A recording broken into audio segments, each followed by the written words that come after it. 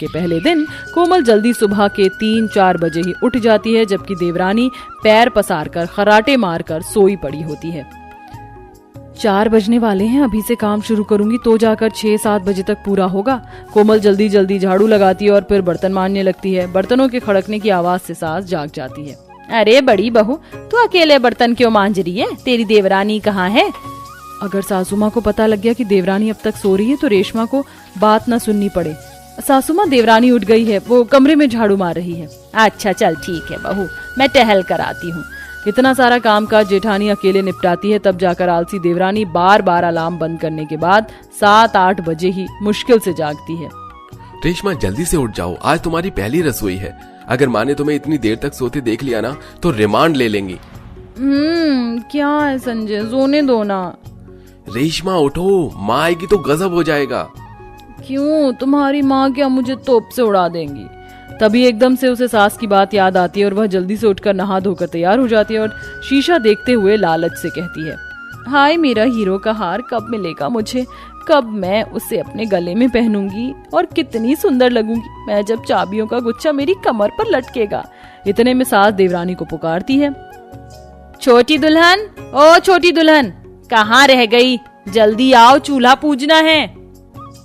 जी आई सासू माँ। चल रेशमा, ख्वाबों की दुनिया से बाहर निकल जा।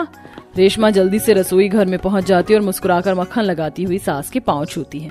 जी प्रणाम माँ जी, बता दीजिए मुझको पहली रसोई में क्या क्या बनाना है। रेशमा बहू, तूने पूजा पाठ कर लिया? मंदिर में दिया जलाया था? हाय फंस गई, क्या बोलूं? सच बोलूंगी तो अच्छी बहू बनने का नंबर कट जाएगा, झूठ बोल देती हूँ। जी बिल्कुल सासू माँ, मैंने तो 5 बजे ही पूजा कर लिया था। ये सुनकर जेठानी कोमल मन में बोलती है, ये देवरानी तो बड़ी तेज फिल्म है, कैसे सफेद झूठ बोल रही है, पिछले 2 घंटे से तो चेहरा ही चमका रही थी। अच्छा चलो, अब तुम दोनों देवरानी जेठानी सबसे पहले कुछ मीठा बनाकर चूल्हा पूजन कर दो, फिर बाकी का खाना तैयार करना। जी मम्मी जी। देवरानी फुर्ती से गैस की तरफ बढ़ने लगती है, तभी सास ललिता टोकती है, अरे ओ रेशमा बहू, वहाँ गैस चूल्हे के पास क्यों जा रही है? खाना इस पर नहीं बनना है। यहाँ नहीं बनना है तो कहाँ बनना है सासू माँ? चलो दोनों मेरे साथ।